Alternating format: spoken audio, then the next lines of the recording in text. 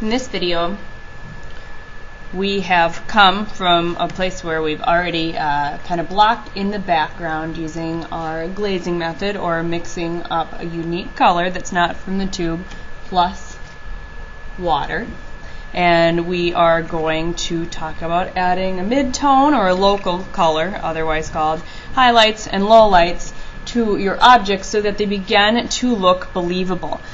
So I like working from dark to light, and a lot of other painting instructors will tell you the same thing. So I'm going to mix up a color that represents the majority of shadows that I see on my stick figure. I'm going to take this umber color and add a little bit of black. It's always a good idea to mix up a little bit more of a color than you originally think that you'll use, because it runs out fast. And making a note about how you made a color in the first place is also a good habit to get into. Some people like to write it down, especially if you're kind of starting out with painting. So I'm going to take a little bit more yellow.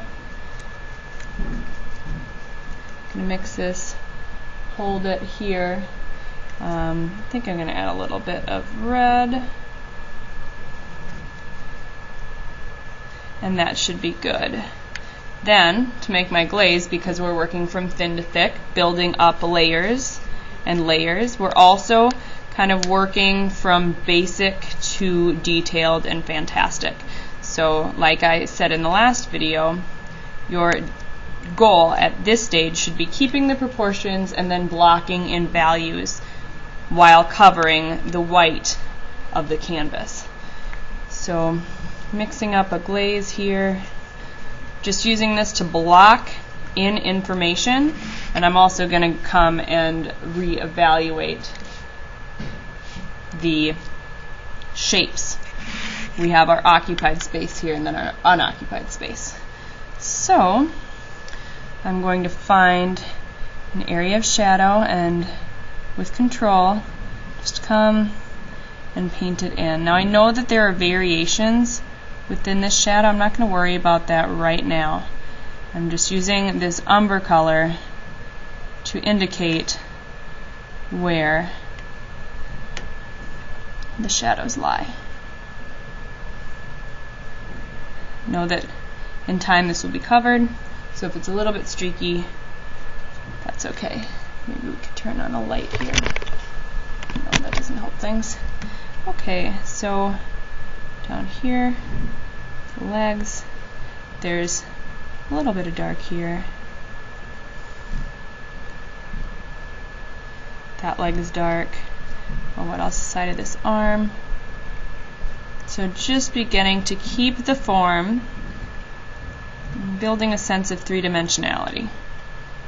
And knowing that we're not there yet, nor is it our job to create something first layer that's completely done. I find that really kind of overwhelming, and just if you break down a painting into stages, it's a lot more doable, just like anything is a lot more doable if you break it down. So I have my dark values right here. Now I'm going to create a mid-tone, and I'm going to take the color that I made, I'm going to move some of it over, and I'm going to add a little bit of white to it. That's a good place to start. You can also start by mixing the local color or the original color, and then adding a little bit of black to a section and then a little bit of white to a section. But what I'm doing right now is just trying to eyeball it. I'm looking at my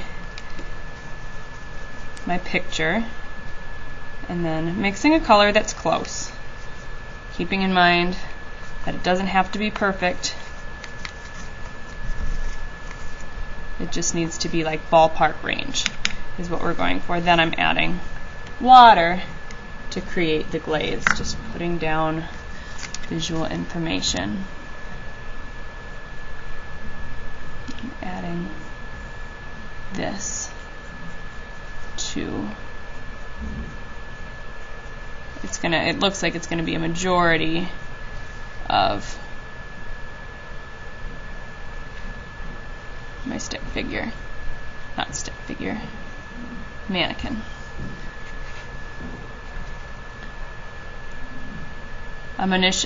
After this, I'm going to make a third.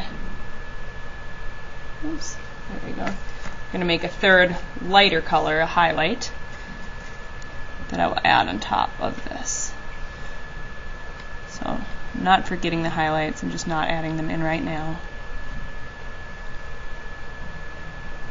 Keeping my form, still checking my proportions, making sure that nothing I did in the background is negatively affecting my initial proportions. My goal is to not leave any white space throughout this three-step painting process. So I'm just going to block all of this in right now and then go over and add white. I think that'll be the easiest solution here.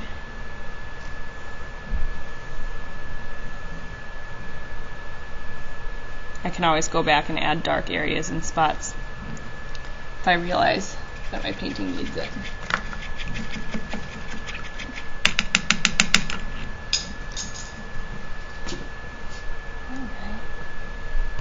Try and add some white here again. There we go. We can see a little bit better. Now I'm going to take the color I just used, mix in some white to add those highlights. I can see highlights here, here, here on the knee, and our eye looks at light values and kind of recognizes that they kind of pop out or push forward in space, whereas dark values recede back in space. So it's really important too, when you're painting, when you're creating the illusion of 3 dimensions on a two-dimensional surface like paper or canvas, that you use a full range of values, including those darks, a variety of midtones, and lights to effectively look, or to effectively give the illusion that pieces of your composition are moving forward in space, some are set back, they're in the background. So here, again, I'm doing this a little bit quicker than I would if I wasn't videotaping. But again, it's okay, it doesn't need to be perfect, because keep in mind that I have several tries at this, and with more layers, going to be more visual information. Uh-oh, some of that background is still wet, that's okay. Bring that down, this is brighter.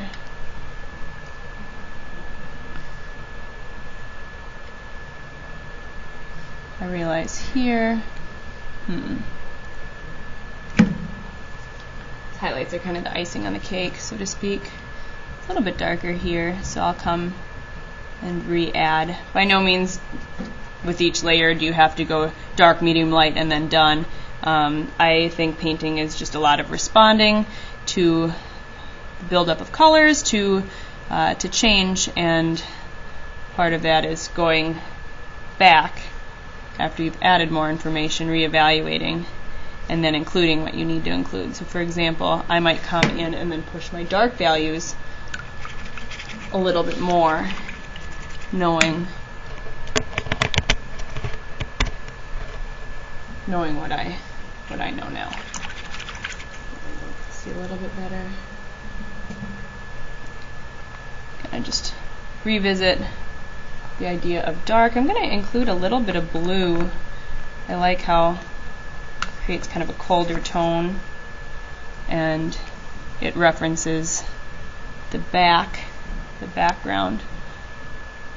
It's a good idea whenever you can see a certain color or tone repeated in your composition, that you repeat that in your painting as well, because it adds kind of a neat sense of visual unity.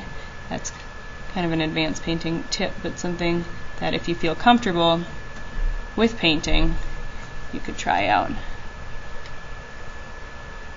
We'll worry about blending these together a little bit later. I just want to make sure that all of those little areas, those speckly white areas from the canvas, are gone. So however you need to cover those up, do so. Nobody wants to see the dandruff show through, for lack of a better comparison. Little white speckles, their drag.